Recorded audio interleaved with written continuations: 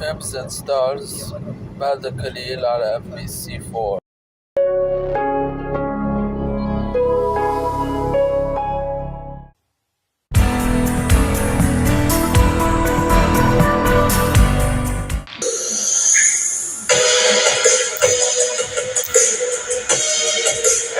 Welcome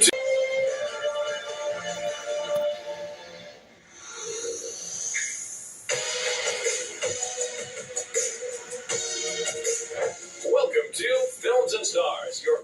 Welcome to Films and Stars على قناة MBC4 Edits.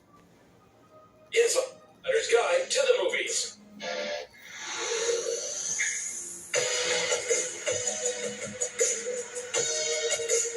Welcome to Films and Stars, your insider's guide to the movies. This week, we stand in awe of Michelle Monaghan's cinematic versatility. But for now, she's a successful TV star out on a girls' trip in The White Lotus Season 3. Movie Report. Our hotel is the best in the world. At the end of the week, it will be an entirely different person.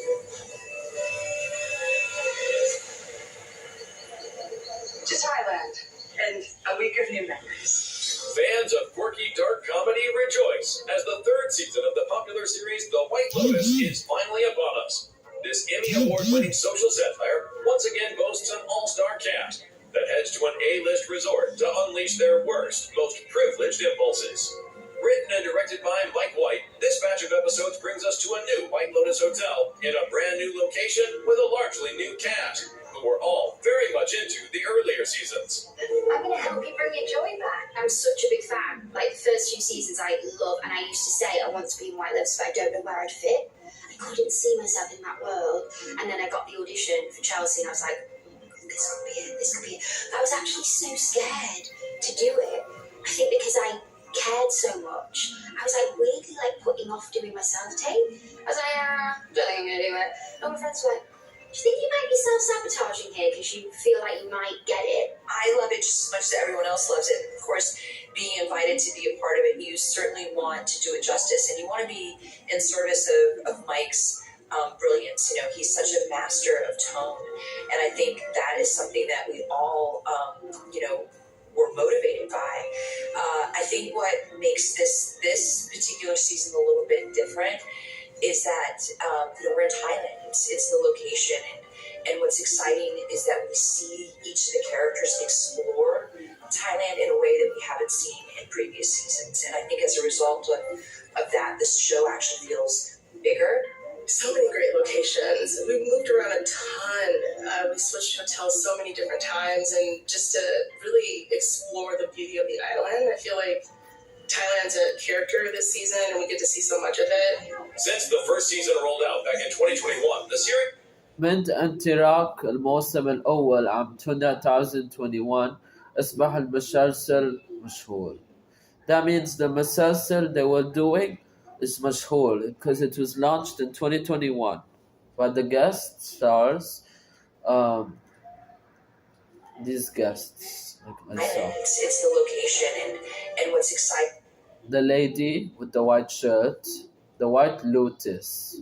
is that we see each of the characters explore Thailand in a way that we haven't seen in previous seasons. And I think as a result of that, this show actually feels bigger.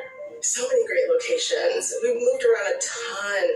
We switched hotels so many different times, and just to really explore the beauty of the island. I feel like Thailand's a character this season, and we get to see so much of it. Since the first season rolled out back in 2021, the series has become rather iconic, and its returning cast members were treated like royalty during the shoot. I mean, season one, we just felt lucky to be working. It was COVID. We were in one location. We weren't allowed to leave the location. And to go from that to White Lotus is like a cultural phenomenon. Like, it's just... And I felt that going in. I felt that pressure and that nervousness. And I remember Carrie came up to me and she was just like, "You're nervous?" She's like, "We're all over there and we're all nervous to meet you." Old friends, long time friends, not old. Happens in Thailand, stays in Thailand. So I've play Jacqueline Lemon. I play a Hollywood famous television actress, and our storyline is that I go on a girls trip with my childhood best friends, and we're looking to kind of reconnect and really just have a really, really great time. And then as the season progresses, of course, as we know, White Lotus, the facade starts to kind of melt away a little bit. We start to see some cracks in the exterior. Such a wellness centre. You should get a facial. Rick, the lady in the airport thought you were my dad. My God. Chelsea's so oblivious to what the White Lotus Resort is. She's aware. She's like, why the hell are we here? So actually going into that headspace helped me forget that I was in the show. Like, I kind of didn't have the stakes of the show so much because Chelsea just got The brand new third season of The White Lotus is available for streaming now. I almost died today. But we got the room comped, didn't we, babe? So that was cool. Yeah, you did a great job. Good.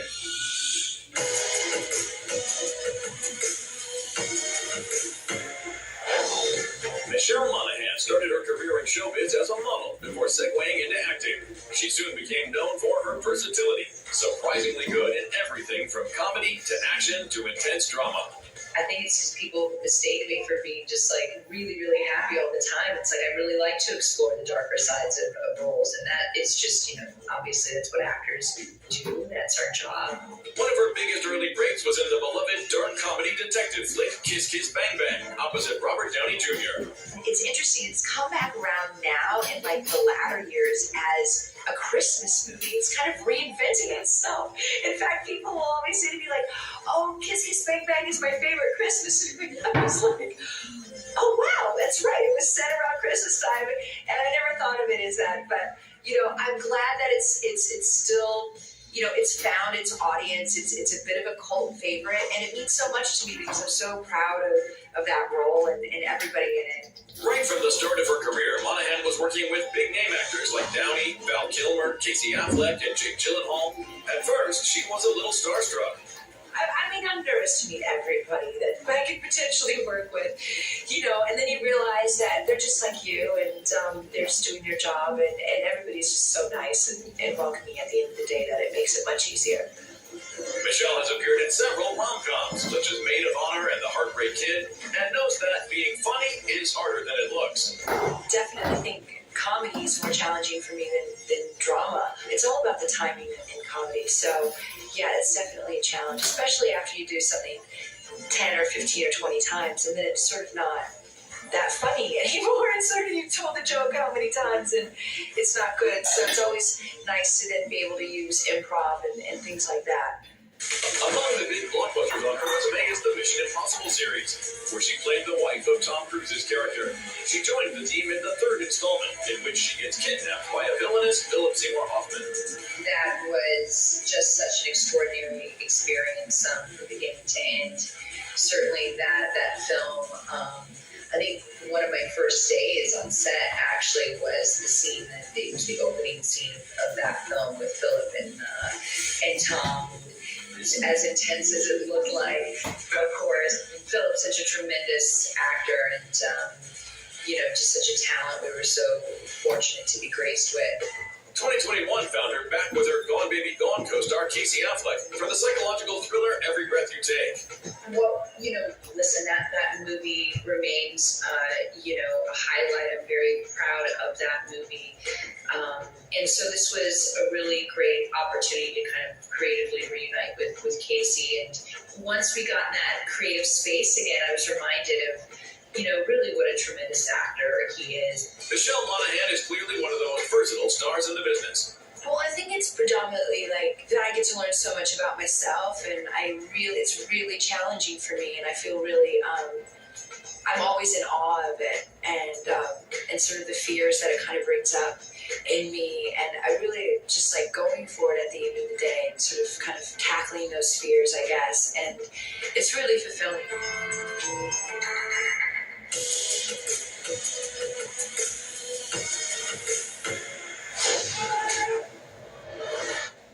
Thank you for finding the time. I will admit, it's not entirely unpleasant seeing you again. For fans, though, that might be an understatement, because after almost 7 years, the vigilante protector of Hell's Kitchen is back. Naturally, there was no other place to celebrate the premiere than in Daredevil City, New York. Yeah, I mean, I was born and raised here, so New York has a special place for me for work, for personal reasons. But there's, we always talk about New York being a character in a show, and I think we have to be here for the premiere. We have to be in this crazy building. Oh my God. It's beautiful and it's fun. It feels celebratory, which not all premieres feel. Sometimes it feels like a chore or a job. This really feels like a party. The mayor serves his city. I can see you're not entirely convinced. Can you blame me? Born Again continues on from the 3 seasons of Daredevil on Netflix, now at a new home on Disney+. It's so great. We're so happy about the show being back, and we had such a great time shooting the first season. It was great. It was difficult, but we pulled it off somehow, in some way. It seems like, and it's just very exciting. Yeah, I'm still pinching myself. I never believed this moment would happen. So, after all these years, I think it's been 6 years since we last had an episode released, and it's just surreal. It's surreal. I can't shake the feeling that you're gaming the system. Why did you stop being a vigilante? The line was crossed. First Kevin asked us to do, I think he asked you to do Spider-Man first.